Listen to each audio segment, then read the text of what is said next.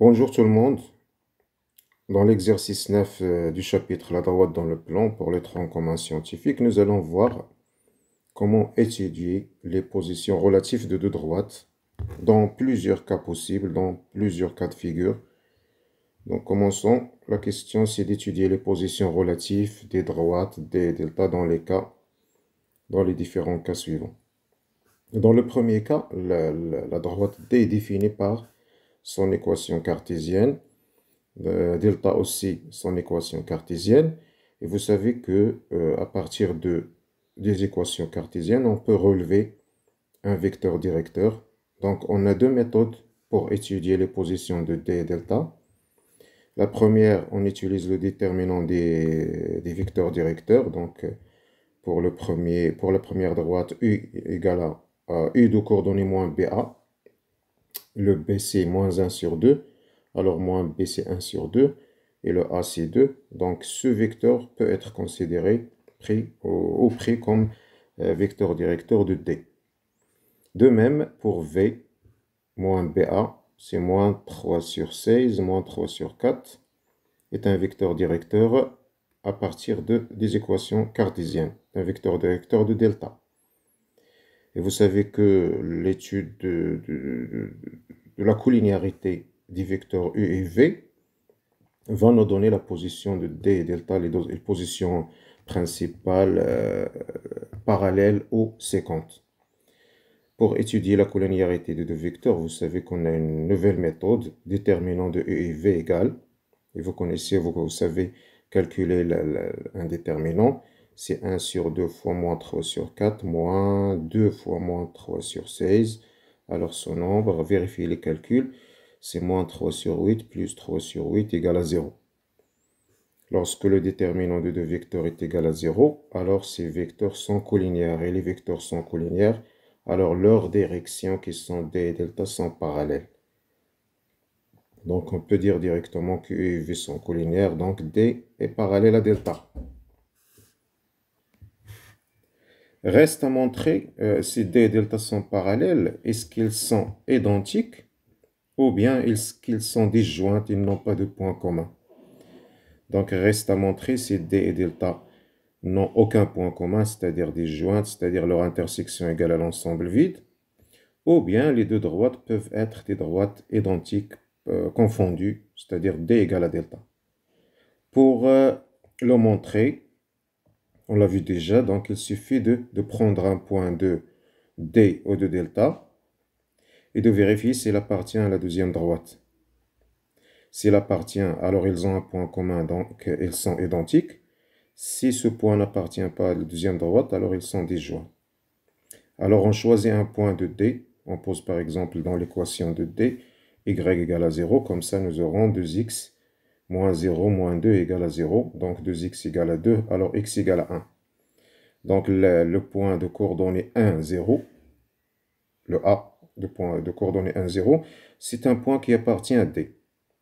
Pour vérifier s'il appartient à delta, on reprend ces coordonnées dans l'équation de delta, en remplaçant dans l'équation de delta, et faites les calculs, et donc nous aurons la somme égale à 17 sur 4, et 17 sur 4, c'est cette somme, n'est pas égale à 0, il est différente de 0, donc les coordonnées de A ne vérifient pas l'équation de delta, ça veut dire que A n'appartient pas à delta.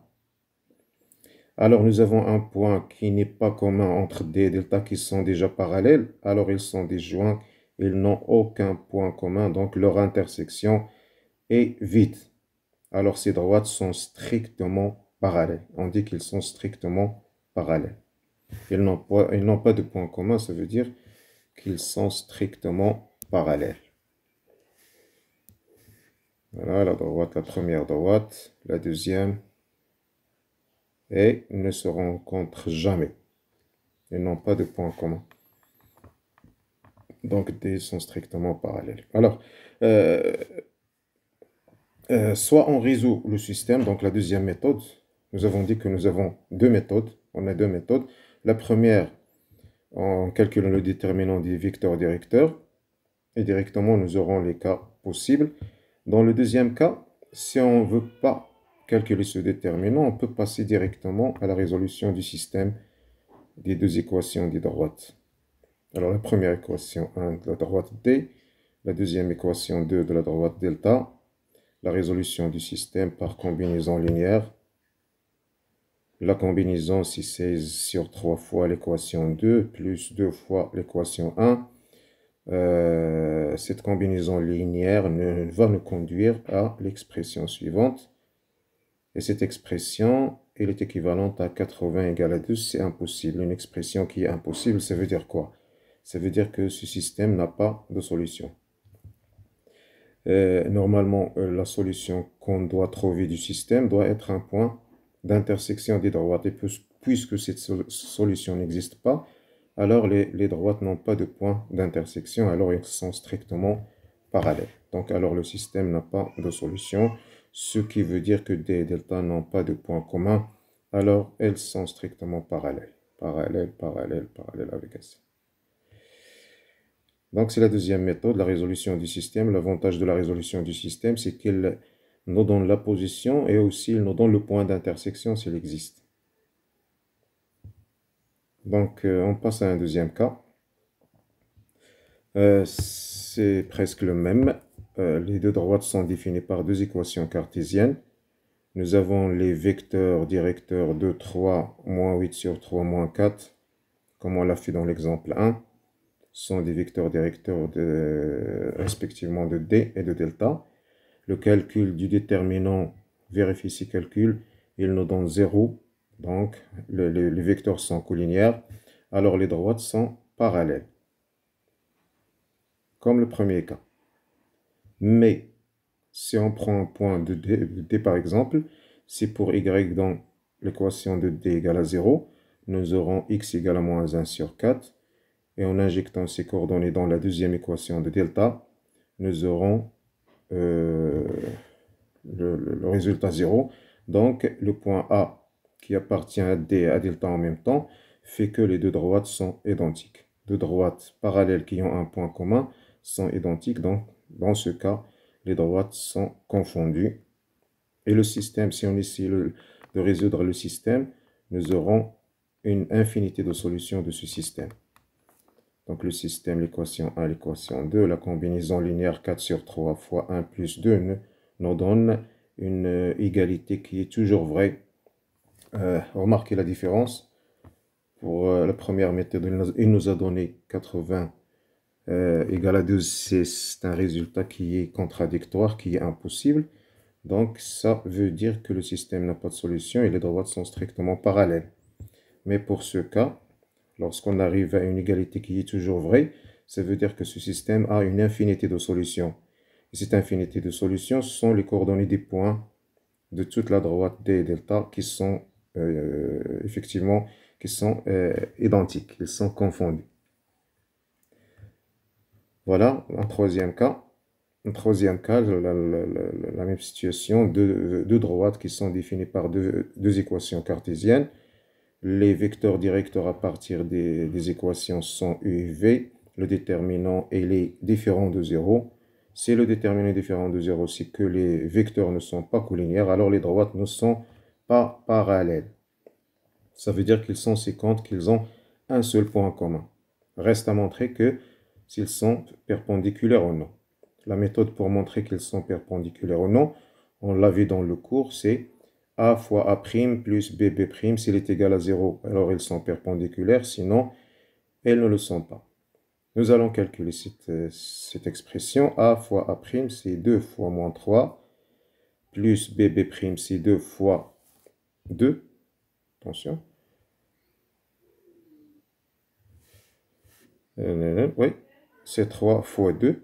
Oui, c'est très bien, c'est moins 6. Moins 6 plus 6, c'est 0. Alors, cette égalité va confirmer qu'ils sont perpendiculaires. Donc, ces deux droites sont perpendiculaires, elles ont un point commun.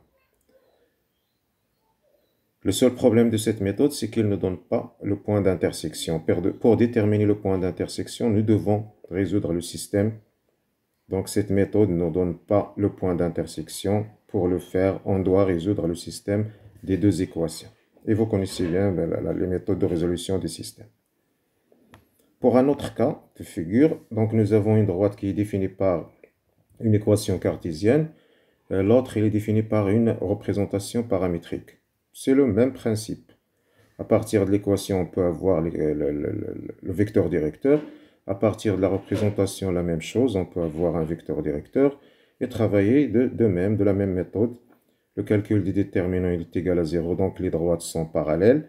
Et pour déterminer s'ils sont identiques ou non, on peut choisir un point de delta en donnant une valeur à t. Si on donne par exemple à t la valeur 0, nous aurons un point 1 moins 2, x égale à 1, y égale à moins 2, c'est un point qui appartient à delta. Et si on reprend ces coordonnées dans l'équation de d, nous aurons un résultat qui est différent de 0. Alors il ne vérifie pas l'équation de d. Ça veut dire que a appartient à delta, mais il n'appartient pas à d. Alors ils sont strictement parallèles.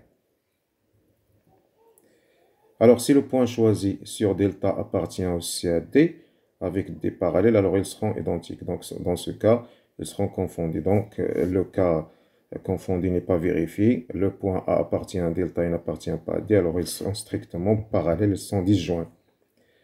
Donc on a pu répondre à la question précédente par la résolution on a pu. Donc c'est possible de travailler par la deuxième méthode en résolvant directement le système. Le système, il est constitué de trois équations, de trois expressions, l'équation de D et les deux équations de la représentation paramétrique. Pour résoudre ce système, il suffit de prendre les valeurs de x et y en fonction de t, de les remplacer dans l'équation de D et d'avoir une équation à une seule inconnue qui est t. En cherchant la valeur de t, nous aurons 8 égale à 0, donc c'est impossible. Ça veut dire qu'il n'existait aucun t pour lequel x égale et y égale. Donc le système n'a pas de solution, donc les deux droites sont strictement parallèles. Je crois un dernier cas où les droites seront définies par deux représentations paramétriques. Le même principe, nous aurons des vecteurs directeurs, le calcul des déterminants différents de 0. Alors ils sont séquentes, ils ne sont pas colliniaires, les vecteurs. Donc les droites sont séquentes, ils ne sont pas parallèles. Donc ils peuvent être perpendiculaires ou non. Donc en calculant l'expression AA' plus BB', nous aurons une valeur différente de 0. Alors ils ne sont pas perpendiculaires. Alors deux droites qui ne sont pas perpendiculaires, ils sont au moins séquentes. Donc ils ont un point commun.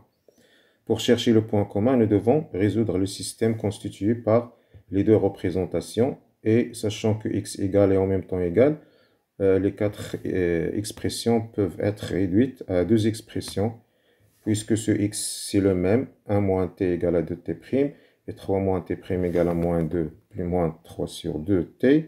Donc nous aurons un système avec les variables t et t'. La résolution, c'est simple, comme vous le connaissez déjà.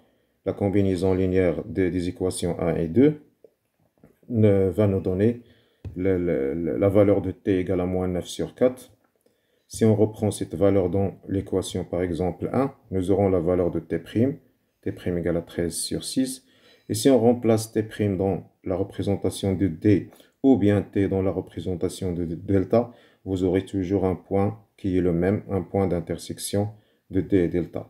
Donc ce point, en calculant les valeurs, c'est égal aussi. Donc c'est 13 sur 3 comme x, 5 sur 6 comme y. Alors le point 13 sur 3, 5 sur 6, c'est un point qui représente l'intersection de t et delta.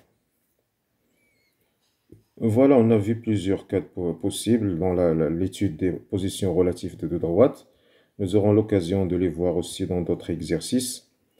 J'espère que ça vous a été utile, bien sûr, ça vous a permis de comprendre comment étudier les positions relatives. Alors on se verra dans la prochaine vidéo, Inch'Allah. Là encore.